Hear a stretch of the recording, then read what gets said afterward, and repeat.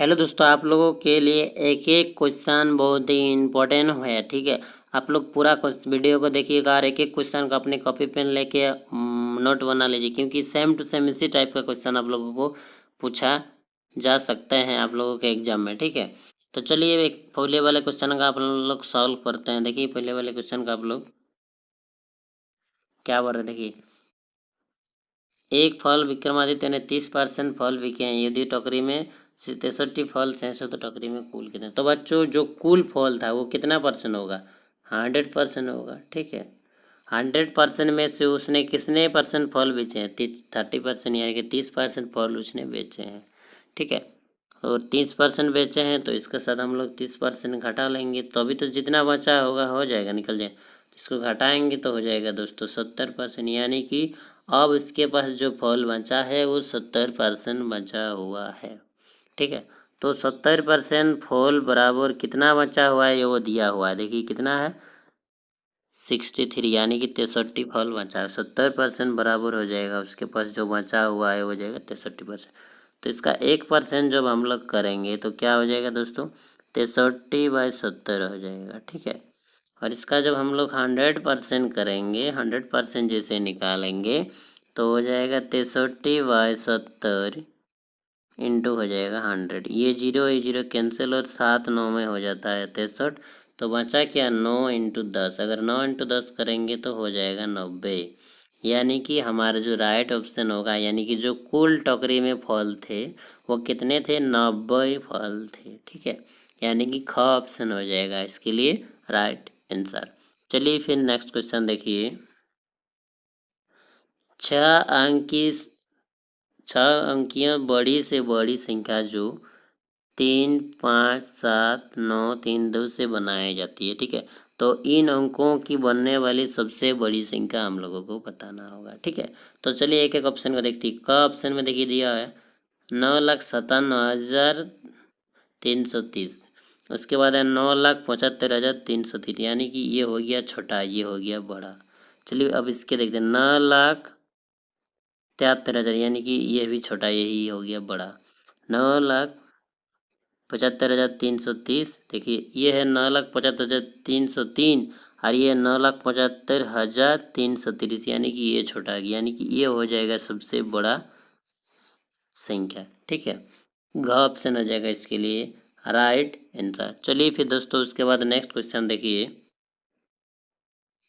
8 + 6 + 3 - 10 + -10 - 10 axis का मान क्या होगा। ठीक है, तो चलिए इसका सॉल्व पर हम डायरेक्ट थोड़ा लिख रहे हैं, आप लोग ध्यान दीजिएगा। 8 हो गया, 8 के साथ प्लस चिन्ह दिया हुआ है। ठीक है, इसको ब्रैकेट दिया हुआ है, और 6 और 3 को जोड़ेंगे ना, ये 3 को जोड़ेंगे तो हो जाएगा 9। ठीक है,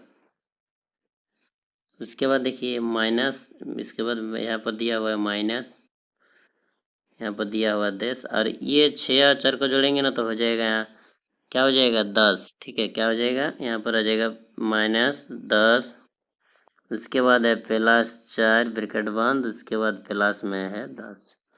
अब उसके बाद सॉल्व करेंगे तो 8 हो जाएगा, इसका प्लस यहाँ पर ब्रैकेट में 9, और 10 को घटाएंगे तो हो जाएगा -0।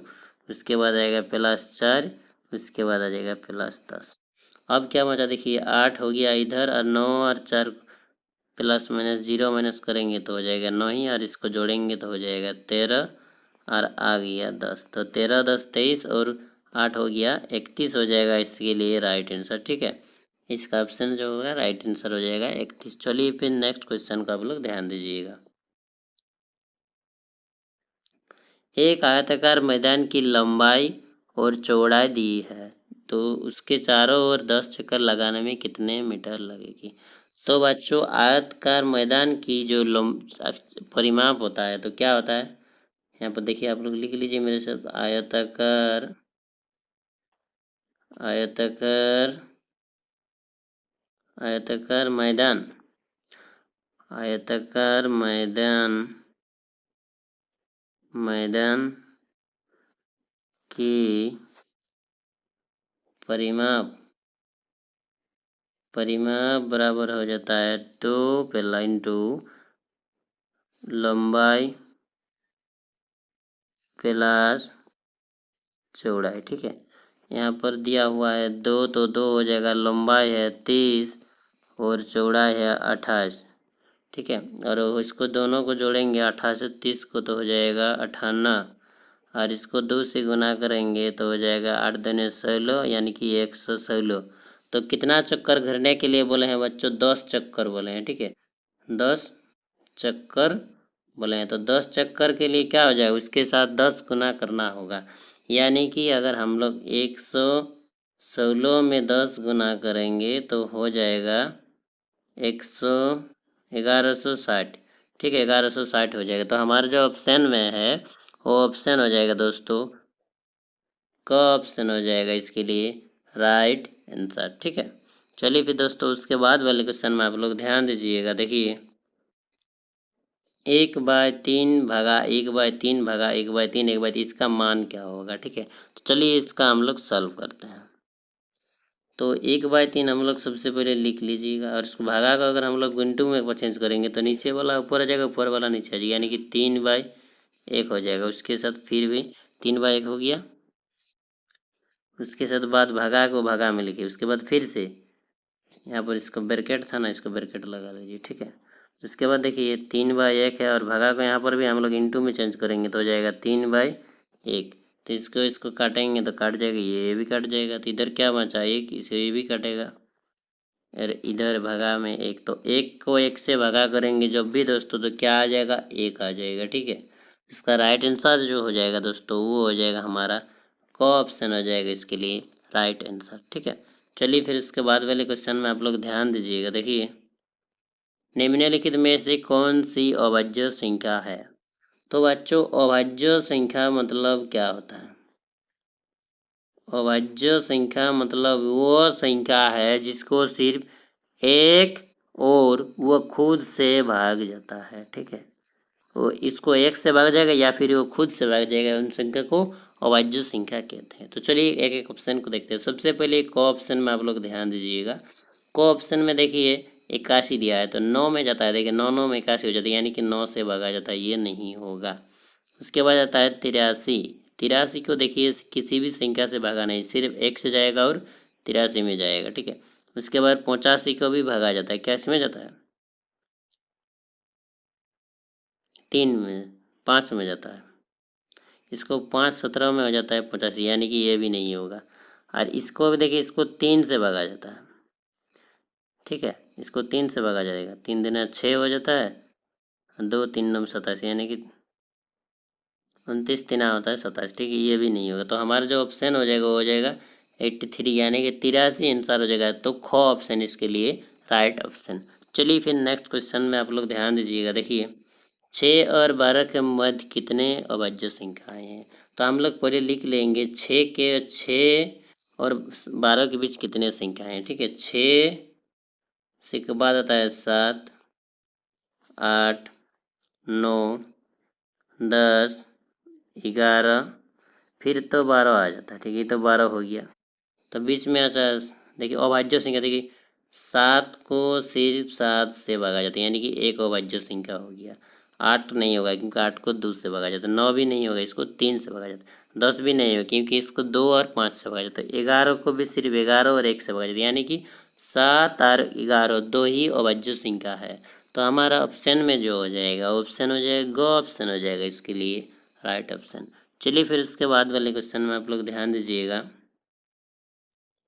देखिए क्वेश्चन को, 3 अंक की सबसे बड़ी और सबसे छोटी संख्या का अंतर क्या होगा?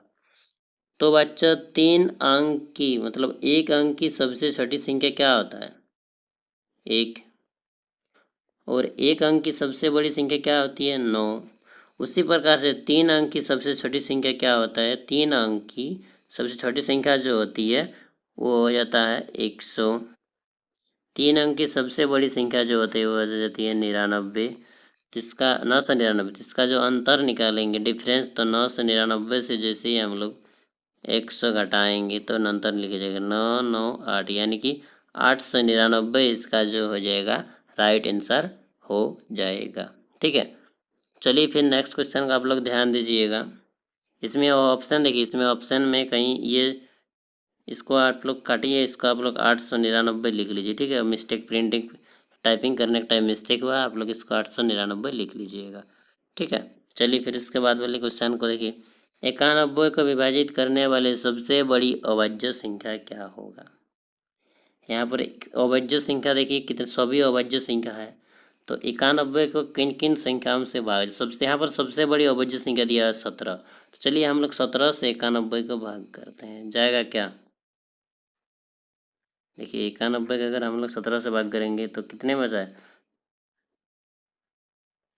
इसे 17 से 91 का भाग जाता है, नहीं जाता है, क्योंकि 5 17 में हो जाता है 85, ये नहीं होगा। और एक 13 का देखिए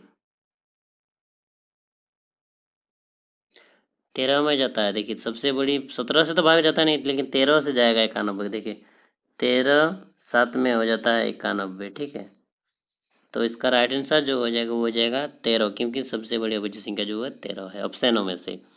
ठीक है, उसके बाद देखिए -1 को -1 से गुना 100 बार गुना करने पर क्या होगा। तो बच्चों देखिए -1 को -1 के साथ अगर एक बार गुना किया जाए, यानी कि -1 और -1 को गुना किया जाए तो हो जाता है +1। उसी प्रकार से -1 -1 और -1 यानी कि 3 बार अगर गुना करेंगे तो हो जाता है -1। उसी प्रकार से -1 इंटू -1 इंटू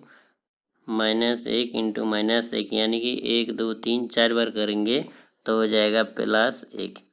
तो बच्चों इस यहाँ पर समझने की बात यह है, अगर सम संख्या में यानी कि सम संख्या में उसका योग गुना करेंगे तो उसका रिजल्ट आ जाएगा प्लस में। ठीक है, तो यहाँ पर देखिए हम लोग उसको कितने बार गुना करने के लिए बोले 100 बार, तो 100 बार 1 को गुना करेंगे तो उसका रिजल्ट आएगा 1।